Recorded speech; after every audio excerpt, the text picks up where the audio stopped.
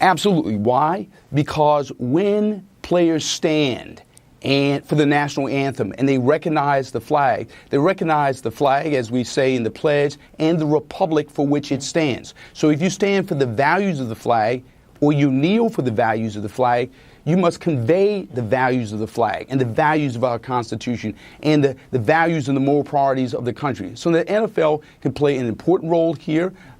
It's important that it do that, not merely because the athletes are protesting, but because sports bring the country together. The NFL commissioner recognizes that. Certainly the players do. Okay. And this is a particularly good moment to do that. Okay, Ben. You've got the NFL has a huge problem. They have a huge messaging problem. They have an identity crisis now as a league. This is a league that used to be filled with rules where if you had cleats that were honoring those that died on 9/11, two players that had those cleats got fined $6,000 apiece for wearing those cleats during the warm-up of a game. This is a league, as you heard a moment ago, that fines guys for not wearing their socks pulled all the way up. They've always been a league that has had a league of order. The second issue here is the messaging.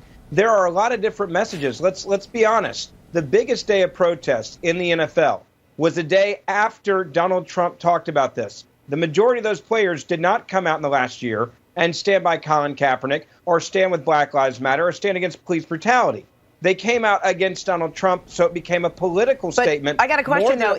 Was it done because Donald Trump was misconstruing the message, the intent behind the protest, the kneeling that we saw in Colin Kaepernick, and as a collective body, NFL players decided, wait a minute, in solidarity for the intent behind that, that's why we're doing this. If you were a player and you weren't willing to stand up for police brutality over the last year when you had an opportunity on every weekend, there was a football game on every Sunday or Monday night or Thursday night game, and you never were a part of that, and then all of a sudden you go out there, the optics overwhelmingly say that you're now mad at the president and Donald Trump, and you're protesting. Here's another follow-up question. I wonder, another follow-up question, is it that others did not do that because they saw the consequences? He's not playing.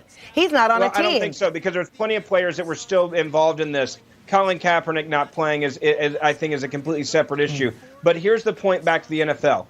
The NFL totally overplayed their hand here and did not realize how many Americans, one, want to watch sports on Sundays and don't want to be lectured on politics. Bread and circus. Bread and circus, Ben. Bread and circus. That's what you want. Let me finish on another thing, though. The second point is the NFL is they have alienated a large amount of their fan base. And the polls overwhelmingly show that people in America are in favor of protests. They're not in favor of protesting against the American flag, the national anthem, Star-Spangled Banner, or anything that deals with but that goes back to patriotism. the whole messaging issue. That's what we're talking about. Yeah, they've got a the problem. intent behind the protest is about social injustices. At that moment, to get attention to the cause is the kneeling during the anthem, but not to be misconstrued with the kneeling is a protest against the flag.